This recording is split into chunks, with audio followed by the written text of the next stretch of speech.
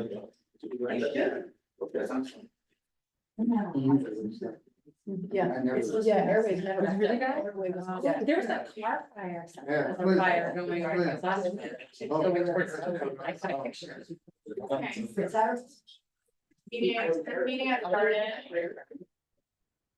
Good afternoon and welcome to our June 3rd, 2024 Livermore Amador Valley Transit Authority regular board of directors meeting. If we can all please stand for the pledge of allegiance.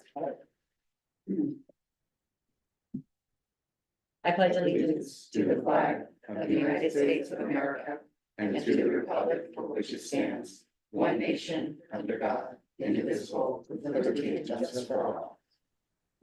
So we'll move on to item number 2, which is our roll call members. Yes, Vice Chair Brennan. Yeah. Director Brown is absent. Director Howard. Present. Director Josie. Present. Livermore alternate Marchand. Present. Director Testa. Here. Chair Hernandez. Present. Director Brown. Here. County Forum. Great, so we'll go ahead and go to item number 3, which is meeting open to the public. Members of the audience can address the board of directors on any matter within the general subject matter jurisdiction of the LAVTA board of directors. Do we have any public comment? They do have 3 minutes for public comment. Any public comments? We did receive public comment through email from Stephen Dunbar, and I'll just paraphrase. He provided feedback, concerns, and options regarding the dairy and detour in Pleasanton. He noted that staff is beginning to install noise reduction devices on our existing buses to reduce the air noise and hopes this may help reduce negative impacts for any of the rerouting options he listed. This public comment has been sent to the board and it's also posted on our website. Thank you. We'll move on to item number 4, which is the May Tri-Valley Fiscal Advisory Committee minutes. Thank you, Chair Hernandez. Herb Hastings was supposed to join us for this meeting. Is there? Okay, great.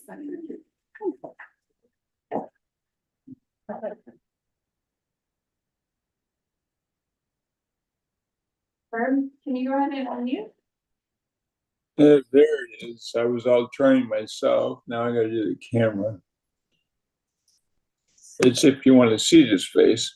Hi, everybody. It's been a while since I've seen everybody. Let's see. I'm giving a report for the May 1st meeting because I was appointed chairman for the meeting at the May meeting.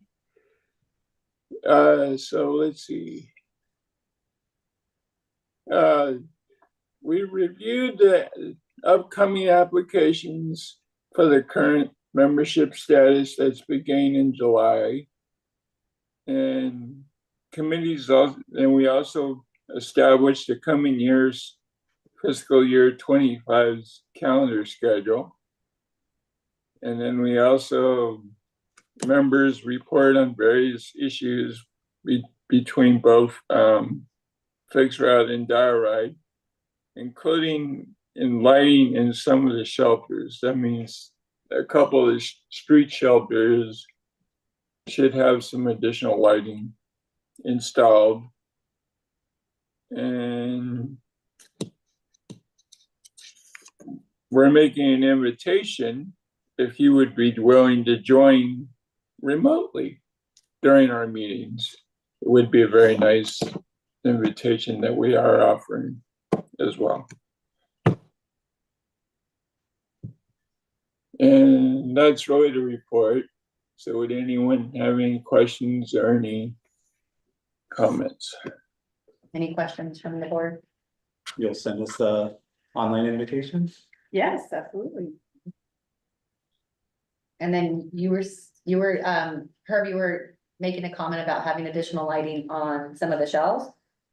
Yeah, it's the shelters, the bus fixed route shelter stops. Some of the lights, some of the devices are either burned out or not working properly. And it's mostly because of the evening hours. And since now it is summer again, people are hopefully going to be using the buses a lot more getting around town. especially over there at First and Neil, starting this Friday night. So let's have the maintenance department check into looking at the shelters so that there's adequate lighting. Okay, perfect. And it looks like Christie's already on that. Yeah. So thank you for the update. Sure. All Thank right, you. thank you. All righty. All right, thanks. Bye-bye. We'll move on to our consent, item number 5, our consent agenda. Would any of the members like to I'd like to pull 5C for some comments. 5C? Me too. Great minds think alike. There, you go first. You That's guys, the one I was. all right. Then we'll pull 5C, then I will go ahead and ask for the motion for the remainder of the consent calendar. I'll move the remainder of the consent calendar. Second. We have a motion second, please take the roll. Vanessa, Vice Chair Branning, Aye. Dr. Brown, Aye. Dr. Hubbard, Aye. Dr. Josie. Aye. Livermore alternate Martin. I will vote aye, but I'll abstain on 5A because I wasn't here for the minutes. Okay. And Director Testa, Aye. Chair Hernandez, Aye. motion passes. All right, so, did you have a comment, question, or do you want a report on item? Well, okay, so I've got some comments. 5C. So 8.5A, voting leave shall be granted to employees who do not have sufficient time outside of working hours to vote. We give people a month to vote by mail. So if you can't find time to vote, you can bring your ballot into LAVTA, and I'm sure that we have a mailbox here. So do we really need that?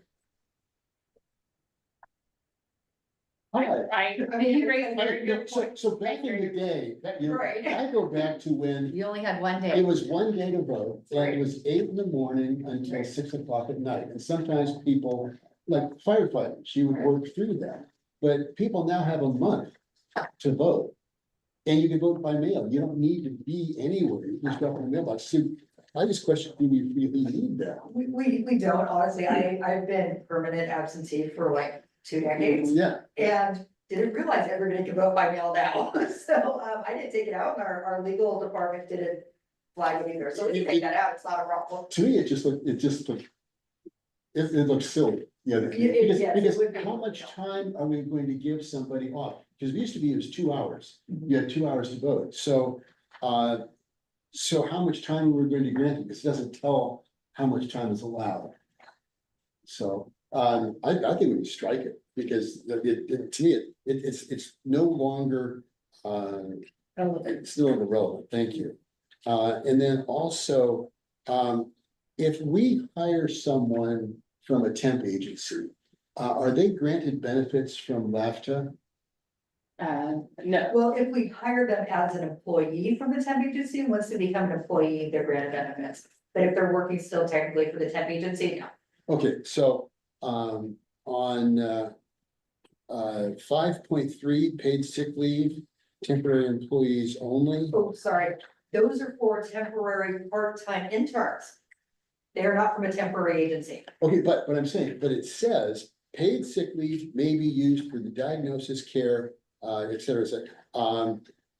Existing health condition of a temporary employee. And this just sounded strange to me as well. So the health condition of a temporary employee, so you haven't defined a temporary employee necessarily. And certain family members of the employee, including the employee's designated person. That almost sounds like ownership. That's my designated person over there, rather than the person that I designate. I don't have an answer for that because legal added that in. It just, Um, so if you're saying someone, that's my designated person. Right. So that, Well, I don't know. I mean, I think designated person is like a, A child. but I understand what it is. emergency need contact. Yeah, I Designated person, understand I'm what not it sure. is.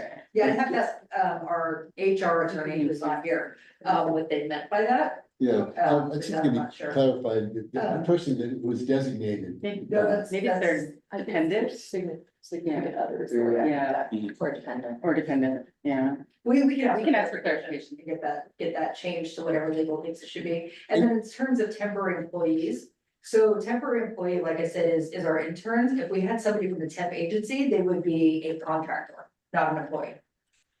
Okay, yeah, it just We should sounded, define again, that. it just sounded curious that, because it says temporary employee. And, you know, it's perhaps defined a little more clearly above that, but. It just sounds like any temporary employee would be granted these benefits. So I just think it's possible to clarify that. Sure. Yeah, it's just our interns, and the only thing they get is sick leave. They don't receive any other benefits from LAVTA. They don't get vacation, so they're not covered by the PTO. They do not get PTO, they do not get They're kind health of in a different benefits. category. Exactly, That's why they have special language. yes. But Okay. Those were his That's right. concerns. Okay. we Mayor did Brown. that. Yeah, Thank you. Just a couple clarifying questions. I'll start at 2.5 acting pay.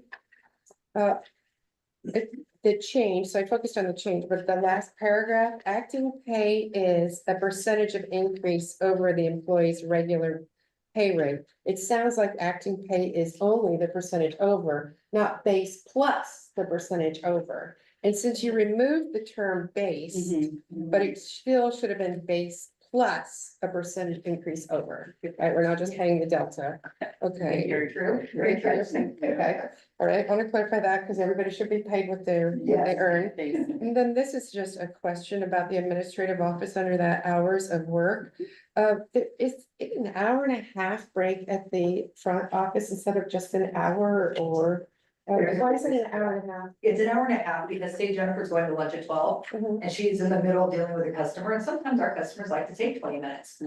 This way Jennifer can still go to lunch at 12:20 instead and be able to get back in time Okay, before the office opens. So we threw an extra 30 minutes on there just for those things that happen. Jennifer deserves an hour, right? I just was trying to figure out, she takes an hour and a half, No. because I want that job. It's just because it tends to happen, like as soon as she, either right after she leaves for lunch or right before she goes to lunch, somebody comes in with a really complicated question. Okay, so it's an up to or something, okay, it's sort of a general idea, okay. And then on page 13. It is under bereavement, and I want to understand this, because it used to be a paid 5 days of paid bereavement after the loss of a loved one, and now you've said that it's unpaid. I just want to understand why that. That's not correct. So the paid / unpaid was put in by our attorney and we left it as unpaid. Because LAVTA has never had bereavement leave paid or unpaid. We always required employees to use their PTO if they needed bereavement leave. Yeah, so what we're proposing is to change our policy from requiring someone to take their PTO for bereavement to offering up to 5 days of unpaid leave. But I think this is a topic that we'll be discussing. Yeah, so if you don't Okay. mind me interjecting. Yeah, because I was just gonna give my So I- point of view if I could, Yeah. that if I lose a child or a spouse, I would like to think that there's some supportive leave time. Yeah. Go right ahead. So I've reached out about the same topic, and I think you're prepared to speak about this, so I'll turn it over to you in a second, but I think it should be paid bereavement leave personally. And I don't believe it's a very expensive proposition for us to do it, but you gave me a really detailed response, so. We don't have bereavement leave very often around here, to be honest with you. It's about once every couple of years. Yeah. Yeah, exactly. And, I mean, as staff, we're fine with making it paid. Yeah. I actually asked my predecessor almost 20 years ago about paid bereavement leave, but was told no. So I think it's a great idea. Christie's on board with it as well. Sure. But Christie did some research today Yeah. because there does need to be some specifications. on what we Yeah. do. So So, who would qualify, Yeah. what family member? So the new California law does a good job of specifying who would qualify and how many times per year. What I was looking at was what are other agencies doing? The East Bay Small Transit Operators offer 24 hours, so 3 days of paid bereavement leave. The 3 Tri-Valley cities offer 40 hours paid leave in each city. Vice Chair Grant, yeah, 5 days total, and it's not an expensive, it's not expensive for us. It costs us approximately $500 per employee per day on average.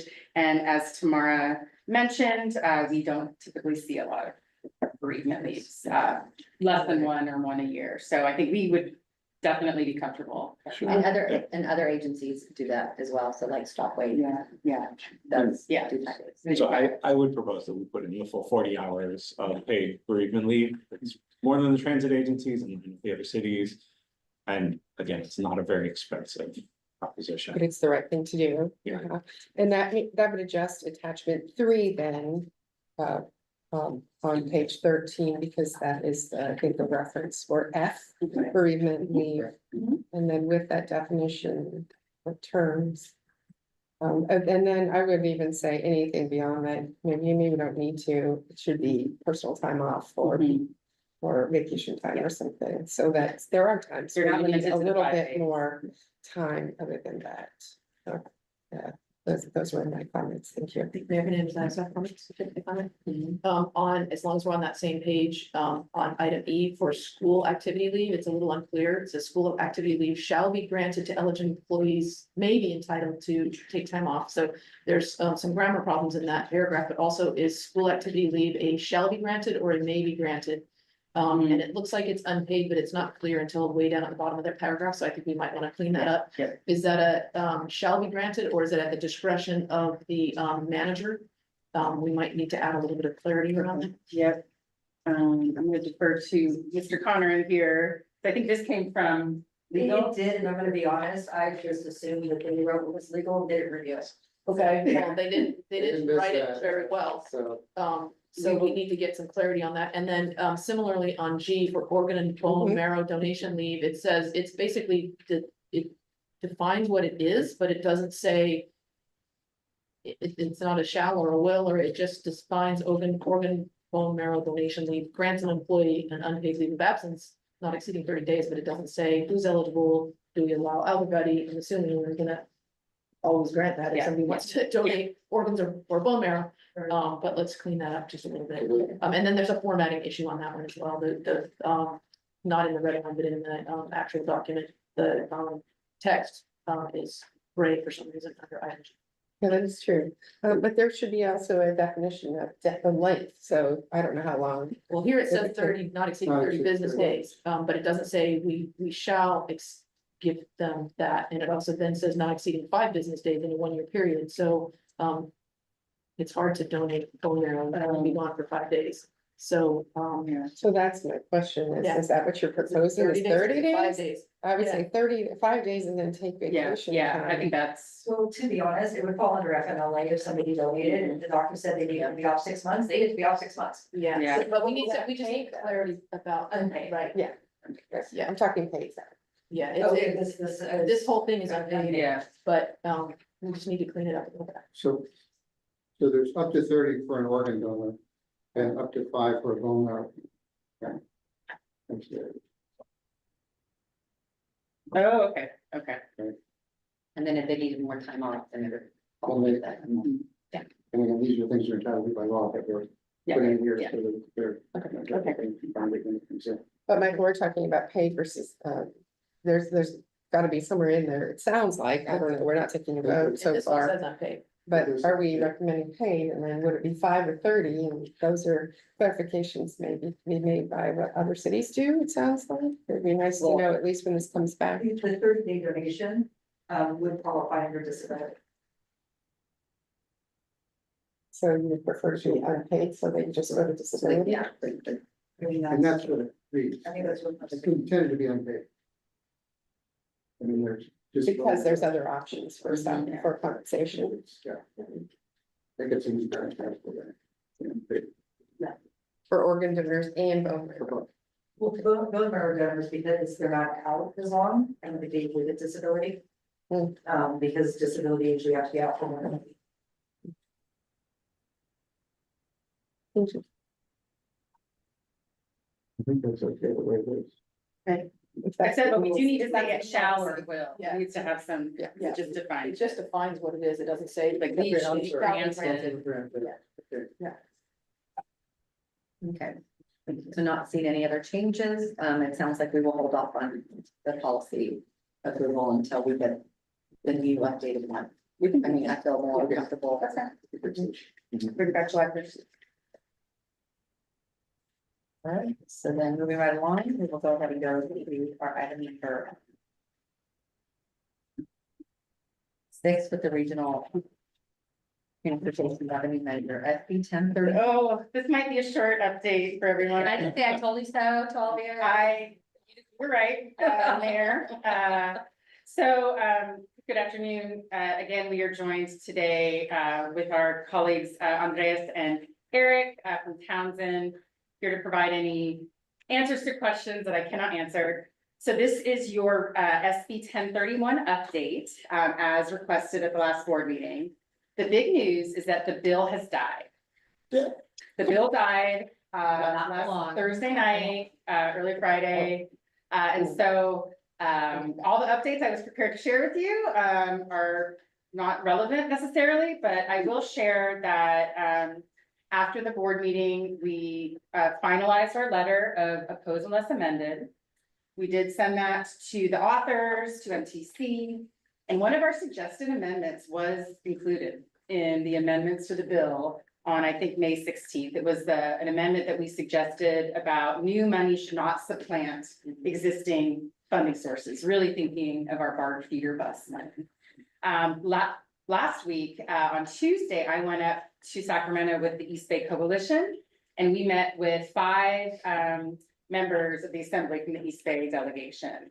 And so, I don't know, I'm not a psychic. I'm not exactly sure why the bill died when it did, but I do think us taking a position when we did was informative to decision makers. Important, yeah. And this will come back, as Chair Hernandez said, we fully intend to be having these conversations again later in the year. But now I think we have enough time to actually put together the right bill language.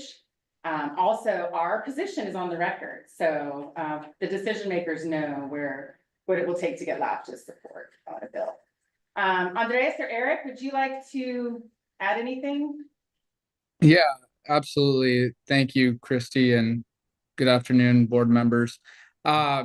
One thing I will note, in addition to all of the great work that Christy has done on behalf of LAVTA with regards to 1031, is that we also had a meeting, myself, Christy, and Eric, with Senator Wiener's office, in particular his transportation staffer, who has been overseeing SB 1031, and we walked through and explained all of the amendments that we had proposed.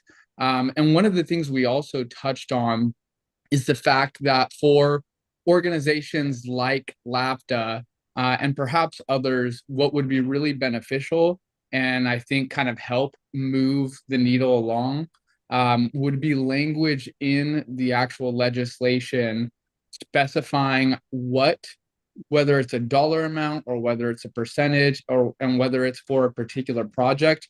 For example, capital funds and not just operations funds, what each agency would be able to expect coming to them.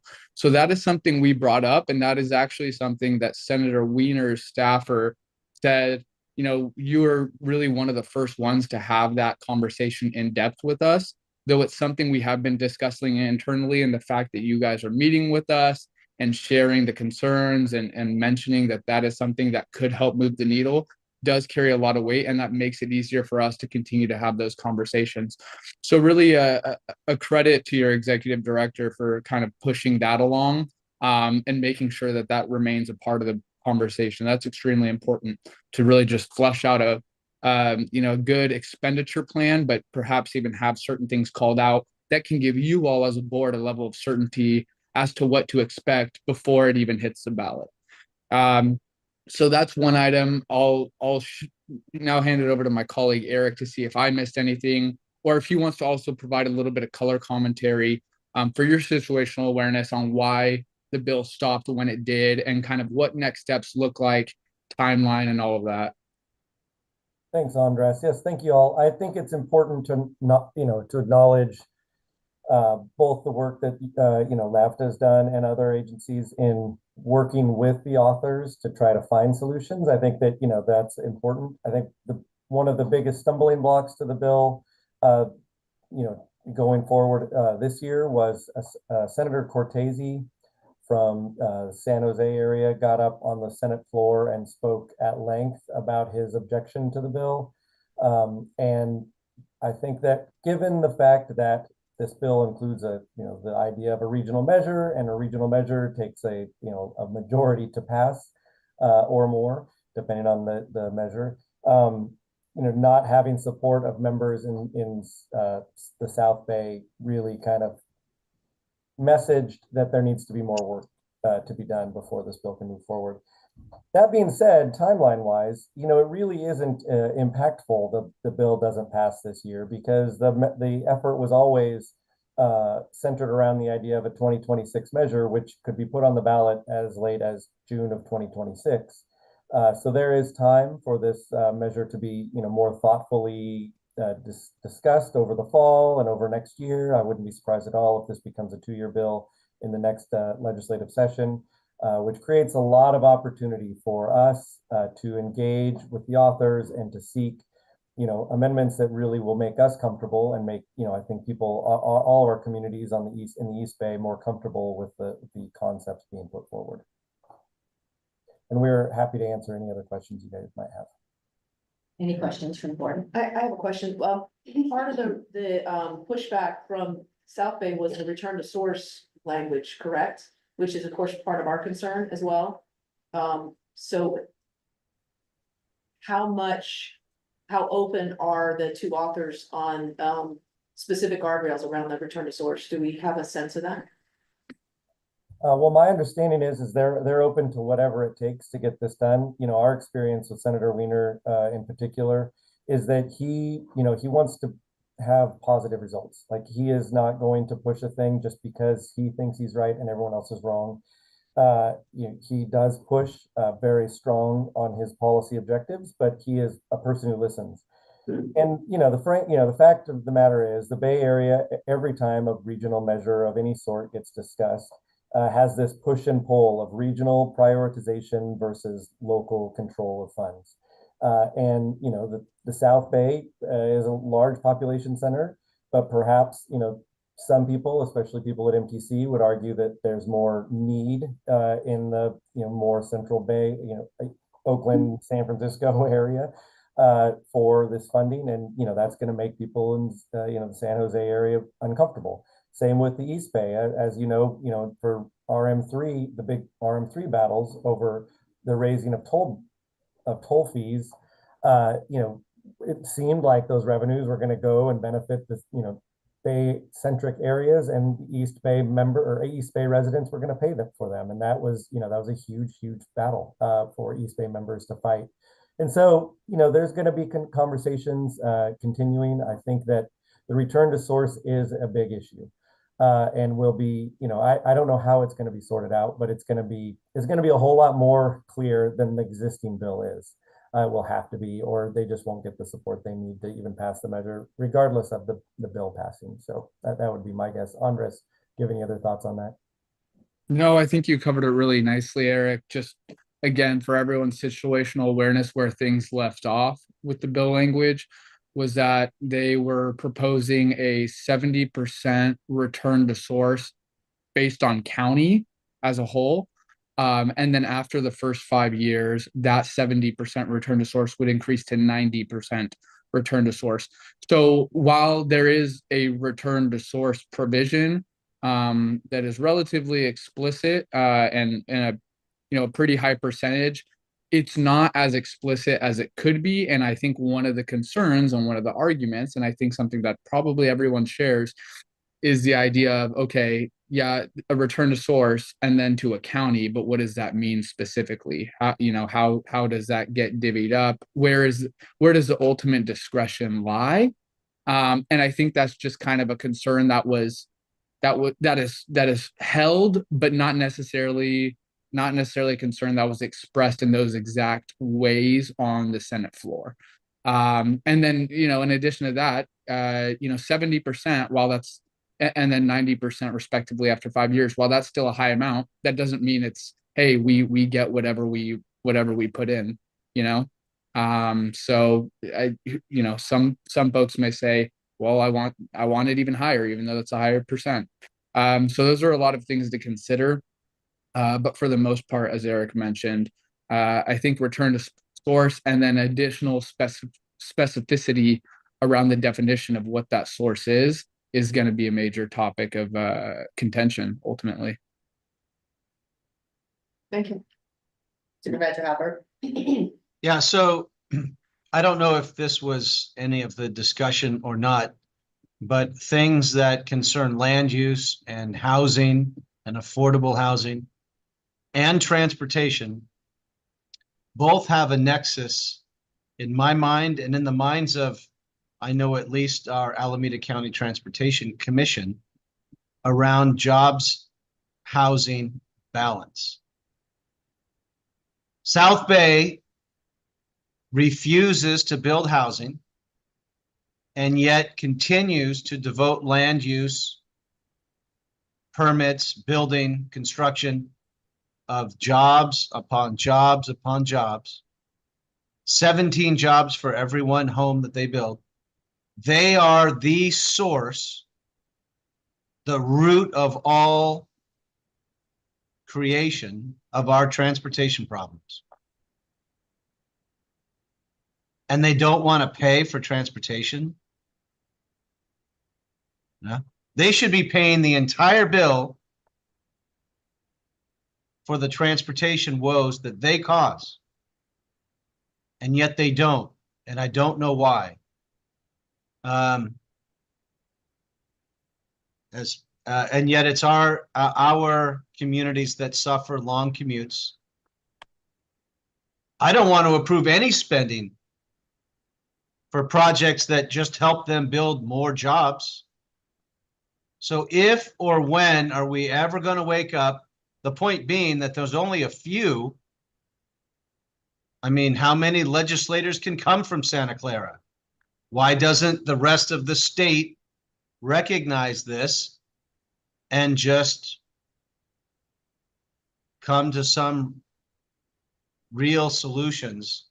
I don't understand it. But has that ever been brought up in a discussion around a transportation project, a bill of this kind, to say we support transportation funding, but it's got to come with some changes to our jobs, housing balance, or find somewhat, what are possible solutions to that? A sliding scale or something to force housing to be built where the jobs are, or force jobs to be placed where the housing is. Any bright ideas? I think thank you for the question, Supervisor. I think the bright ideas and as well as the context on those types of conversations and maybe forcing certain people's hands would actually be best provided by Eric. I'll chime in after, but Eric was the chief consultant for Assembly Transportation Committee in the legislature, so he's kind of seen it and heard it from all angles. So he would probably have some good responses for you. Thanks, Andres. And Supervisor, I mean, you're absolutely right. This is a challenge that is not unknown or actually even unique. It's the kind of challenge that you find all over the country. But on the other hand, I think that it isn't necessarily the East Bay representatives that the authors are worried about. I think that it is the votes of a regional measure that they're worried about.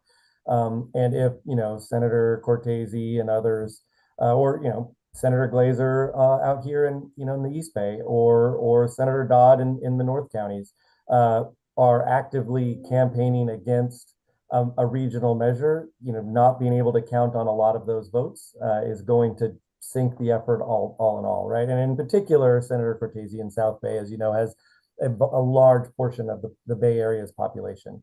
And so, yes, absolutely, that is an issue that MTC thinks about all the time. They've thought about it as long as I've been doing this, so at least 16 years. Housing jobs balance, I think you're aware of their efforts in that arena. And yes, absolutely, a committee consultant who is analyzing the bill as it goes through the process next year should bring this issue up, and the legislature should discuss it. As for solutions, you're a politician, sir. You know that political solutions are sometimes hard to come by. when it comes to issues like that. But I would love to think that we can get there in the next 16 months, 18 months, and have a measure that everyone can be supportive of when it gets to the ballot. Because as you know, being part of LAVTA's board and know anything about transit in the Bay Area, we need the money. The Bay Area needs more help with its transit systems. The state seems to be very eager to take away local control in some ways. Yeah. This is another perfect example. I mean, just include in it something that says, rezone all of Santa Clara's open space to residential, and you can have all of our transportation dollars. I'm with you, sir. I think you should run for the assembly. That sounds like a swell bill. I'll be right there with you. If I may, I'll note, because Eric mentioned it, but I'll just hammer on it. When he says, whichever committee consultant in the respective houses, and whether it be in transportation committee or revenue and taxation committees respectively, are reviewing this bill, and then making staff commentary. And he said, that's something they can bring up, is the further or deeper consideration of jobs, housing, transportation, land use balance.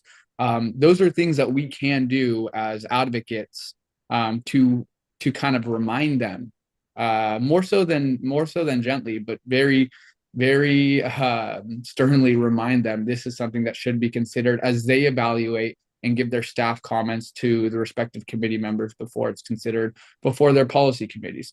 And the nice thing is, at the end of the day, whether it's coming from me or especially coming from, my colleague Eric, because he was the person who used to be there calling those shots and making those analyses, they do listen, and we hold very good relationships with those committee consultants.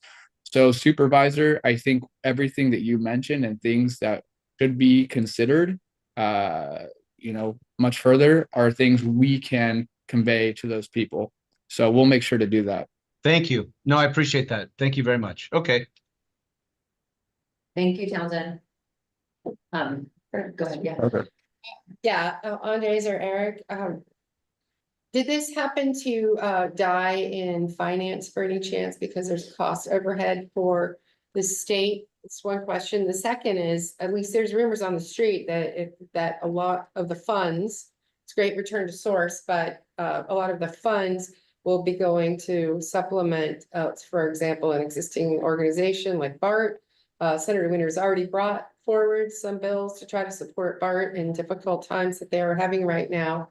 But that small organizations like Wheels will suffer because the money's going to a larger organization, regional, that in all honesty, we do have two blessed and fortunate to have two BART stations in Dublin and Pleasanton, but none of them go to the South Bay where it was stated a lot of jobs are. So how to make sure the funding goes where it's going to benefit the region and for the voters to be able to support it. Seems like that's missing on the bill.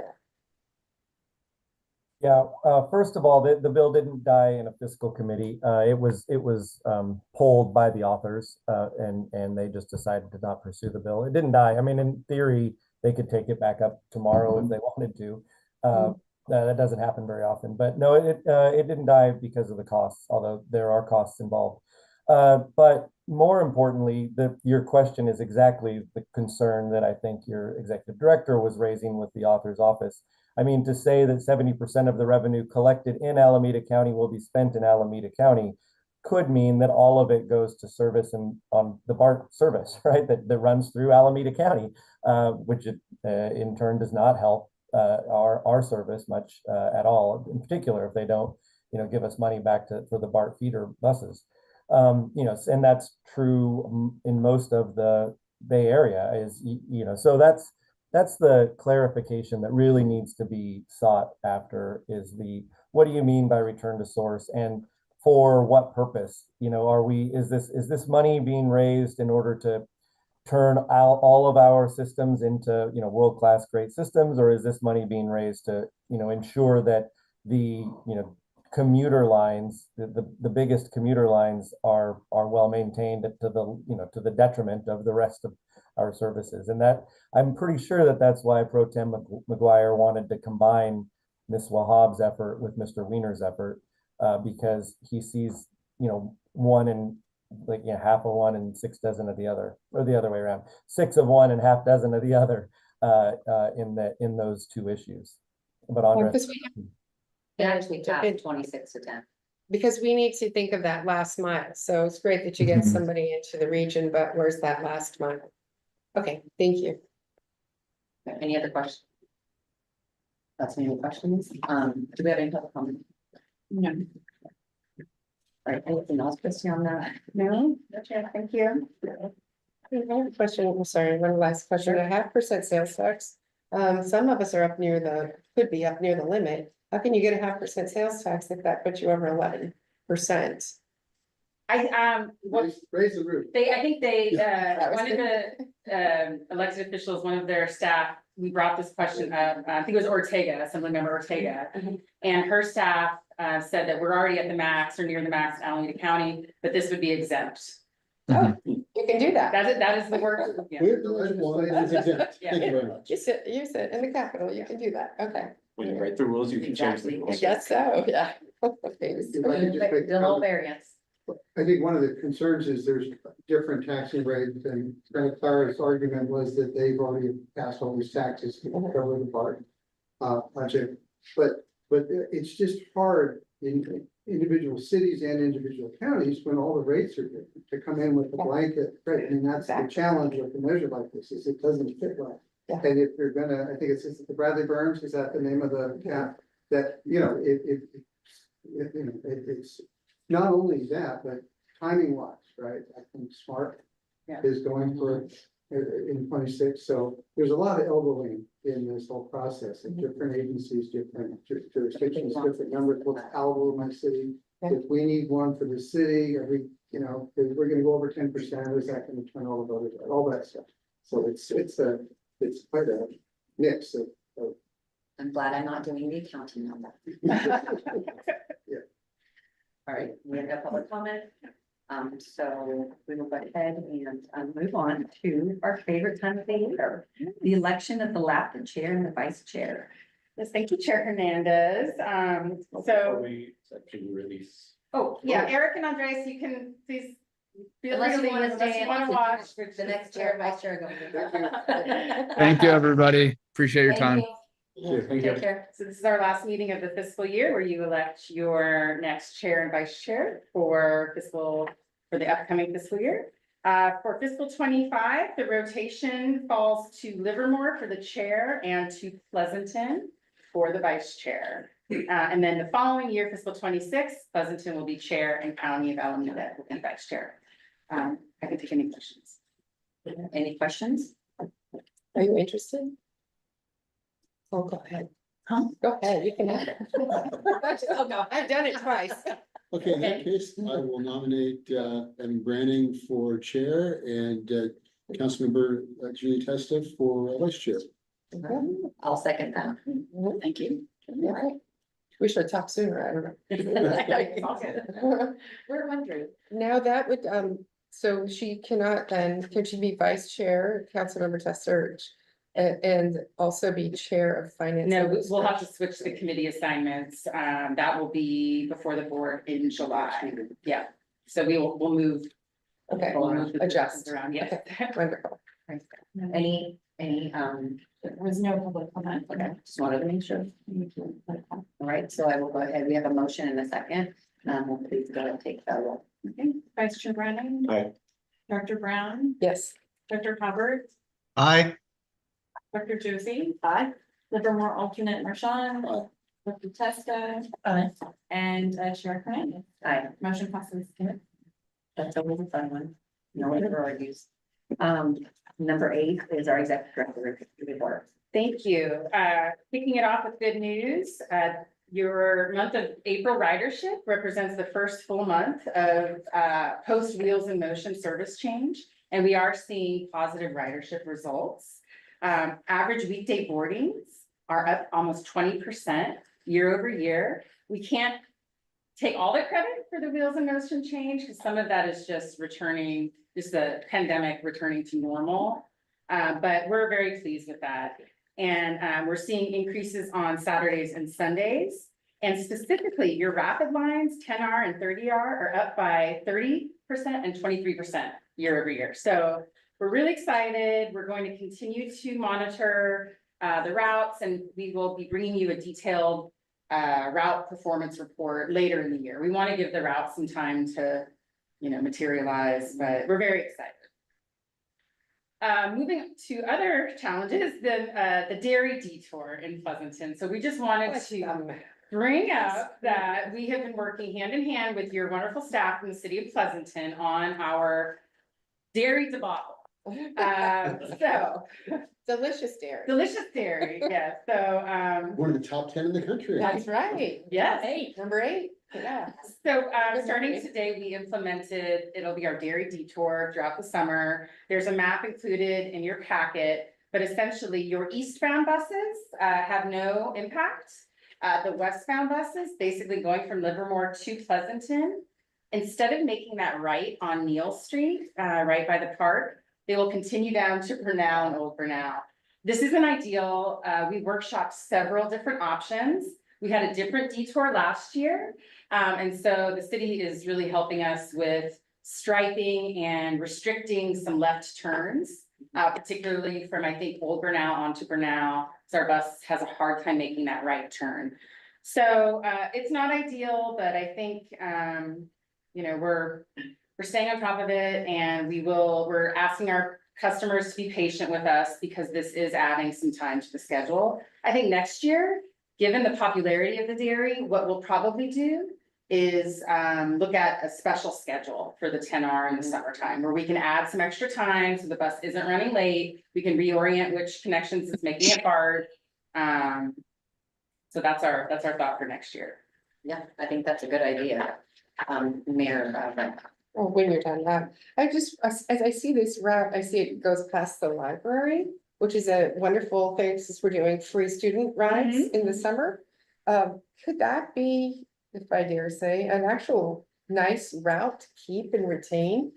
So students that can, you're truncating that whole loop of downtown by going Struck, Neal, and across. I just wonder for consideration if it could be thought about as you're going to not only the library, you're going to a couple other shopping, dining experiences, and then do a simple reroute around. And that also, going one step further, as Herb was mentioning, concert in the park, it gives you a challenge on Neal. But if you went straight past with a bus, not you personally, but if the buses continued on a route and looped that end of Main Street, it might pick up a couple more riders. It is definitely a possibility. It would mean we would have to abandon those beautiful shelters on Neal. Which is real. Okay. Wanted to All right. ride, right? I won't say no. I think everything is on the table. I actually don't like Neal. It's very narrow. We do want to serve downtown. I think 10 to 15% of the 10's ridership comes from downtown, from the stops downtown. So we want to keep serving it, but I think that's something we can explore further. What do you think? As another Pleasanton. So, we did get an email that, one of the, frequent writers, and he felt it added a considerable amount of time. So what are we estimating that it's taking? I think it's taking another 5 minutes. Oh, that's probably, all. but It sounded from his email like it was way more than that. I mean, I can look at his specific trip, but the buses would be taking extra time on Neal Street anyway, Because just of they're the stuck in the queue of cars for the dairy. So we'll be watching the on-time performance of the route, and if there's anything we can do in an interim fashion, we'll look to do that. Okay. Yeah, but my understanding is it should be about 5 minutes extra time. I just love it to go by the library because it's a pretty heavy walk from Neal all the way to the library. Okay, it looks like we have a public comment online. We do. Can you go ahead? Yeah.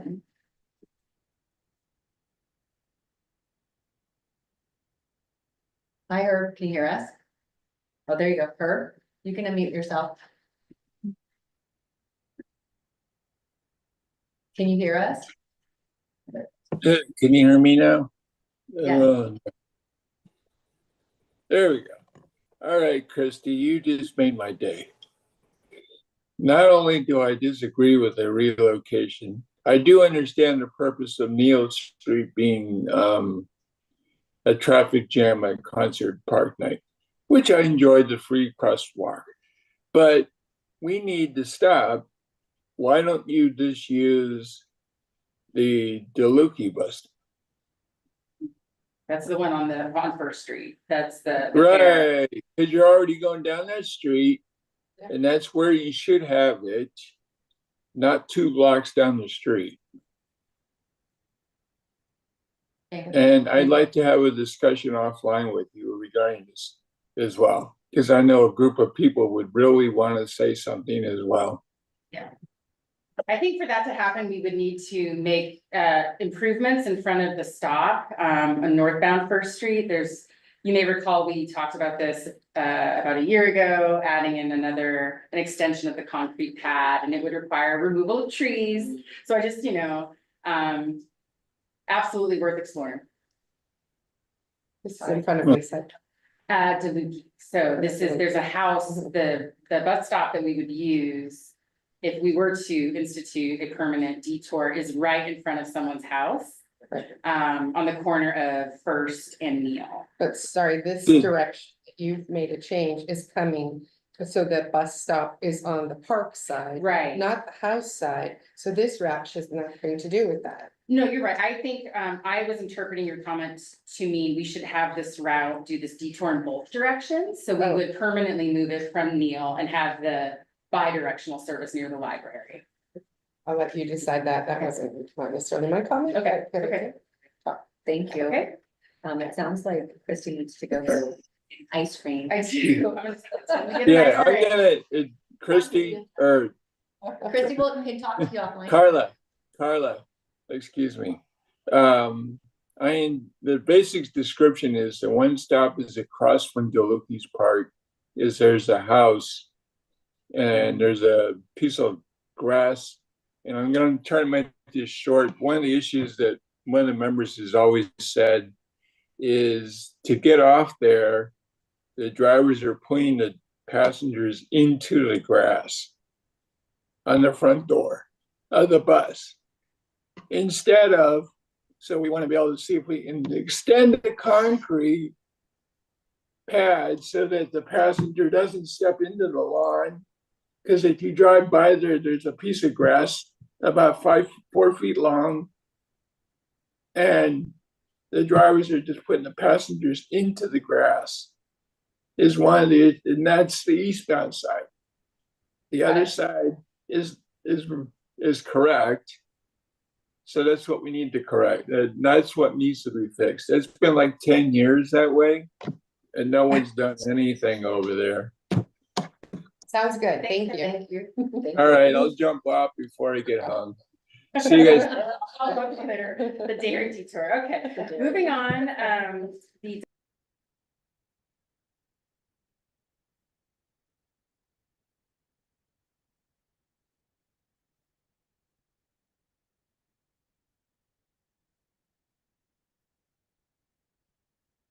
I'm not sure what happened, but I can't hear you anymore, Christy. I don't know what happened. All of a sudden it went quiet.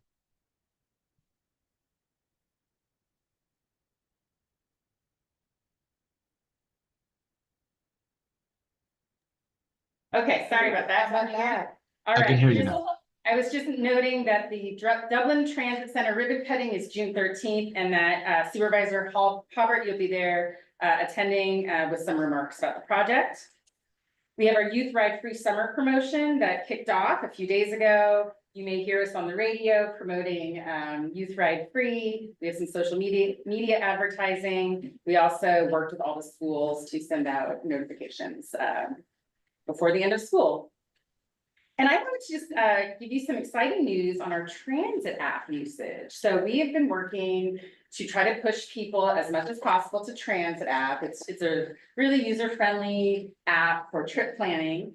And we have our stats in your packet looking at April 24 compared to a year ago. And our number of riders that have opened the app has increased over 50%. The number of times that the riders open the app has almost doubled. And the number of downloads of the app has gone from 192 to 244. So we're seeing really great metrics there. Before I move to finance and admin, I must remember to share that we will be in the rodeo parade with the Rideo bus on Saturday. I'm super excited. It's my first time attending the Livermore Rodeo, so I will be there with my large family. The So world's fastest rodeo. that's what I hear. So my expectations are really high. Now, the horses aren't any quicker, but they have more gaits than anybody else, so it happens in more rapid succession. I'm looking forward to it. And the weather looks beautiful. Moving on to finance and admin, we are preparing our grant application for cycle 7 of the state's transit and intercity capital improvement program. We will be seeking funding for our Atlantis facility, and applications are due July 23rd. Thank you to our Alameda CTC commissioners for approving our $600,000 paratransit discretionary grant program to fund Wheels Access, expanding mobility options in the Tri-Valley. This will help us establish a new mobility management program to provide individualized consultations and travel training. It will continue the popular parataxi reimbursement with our PEX card, and it will provide some operating support within Alameda County for our 1-seat ride paratransit service. Unanimously approved. Yes, unanimously approved. Thank you. In July, the 2024 American Public Transportation Association's board member seminar is taking place in San Jose. I wanted to bring this up to you all in the event you wanted to attend. It is July 13th through 16th. If you are interested in registering, please reach out to me and we can sign you up. And we are releasing the strategic plan RFP in June. So that's been a long time coming. Also in your packet, you have stats from April 2024. The executive director's report incorrectly says March, but it is April. Again, you'll see the great trends that we're seeing for our fixed route system. Everything is going in the right direction. On-time performance slipped a little. We'll probably enjoy some better on-time performance in the summer months, with the exception of on the 10R near the dairy. I was gonna say, must be the dairy. Must be the dairy. And then I'll just highlight, as reported to you last month, our Go Tri-Valley ridership has decreased significantly in April, and May is actually 2% lower than April. So everything is going in the right directions, and I'd be happy to take any questions. Any questions? Not seeing any questions? We'll go ahead on to item number 9, which is our matters initiated by the board of directors. Just a quick comment. I was back in Washington, DC with a delegation from the Alameda County Transportation Commission. Lisa Marquez and Joel Young from Gillig. They're out there in Chair Bowders. Had some great meetings. Met with Senator Padilla and of course Solier and Swalwell. Met with DOT and actually was describing what great things happened in the Tri-Valley. We actually looked at each other like, wow. And so we made a tremendous impression.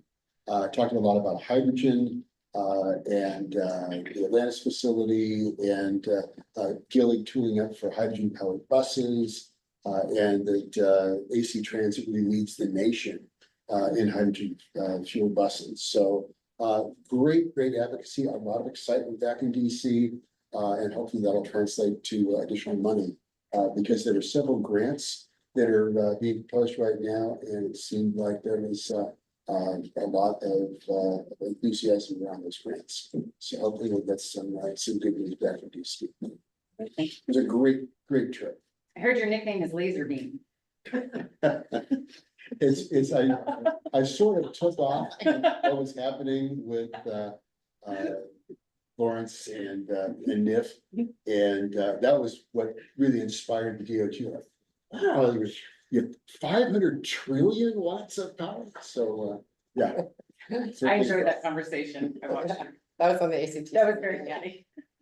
We're supposed to find out what John Bowder's nickname is. I understand that's going to come at a different time, and I'm going to leave that to Director Young. He's going to daylight that one. Good, glad you enjoyed it. You guys had great weather too. Yeah, it was very good. It rained quite a bit, but, Oh, it did? yeah, but it's okay, it's all right. Yeah, as long as it's not snow, I'm happy. Yeah, because then you can January. shut down in DC when it snows. Yeah, we've been there. We were there in Yeah, January. it was fine, it was good. Oh, good. It was funny, the White House was closed off. You couldn't even walk the promenade. Yeah. The ellipse was closed. Oh, yeah. And that happens rarely, but you couldn't even get on the ellipse. Wow. But it was a great trip. Glad you guys had a great trip. Really excited about the World War One monument. That's gonna be finished next month. And that's stunning. On the mall. Yeah, Yeah. it's just stunning. Right, not seeing any other comment, we will go ahead and the next meeting that you all will be in, and I will not, will be July 1st, 2024. I just wanted to say, thank you for, being a good group of individuals. I've been honored to be able to work with all of you for many years. I know some more than others. But definitely, again, I'm not leaving far. I'm sure you'll have me with regards to SB 1031. My thoughts are if and, you know, if you let one agency go, it affects everybody, so it's a trickle down effect, so remember that. Because of the fact that it's, you know, during COVID, all the transit agencies were hurt tremendously, so there's a lot of things that need to be worked on at BART, but definitely, we will try. They're obviously going to get almost maybe 5 of the board members and new board members, so there'll be a lot of changes coming forward.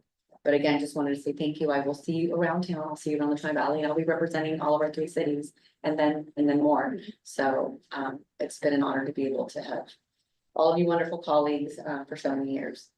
Always fighting for our, you know, for the Tri-Valley. So look forward to that. Are we going to have cake now? That's tomorrow. Ice cream. I thought That's you tomorrow. And I came here specifically for this meeting. I thought you wanted me. Did you get cake? I should have brought cake. Where is it? He had We that need to do a delivered. plaque or Tell me I'm something. cookies, I'm doing every meeting. All right, with that, enjoy your meeting on July 1st, 2024. And our meeting is adjourned at 5:02. All right. Turned out just right as a transition.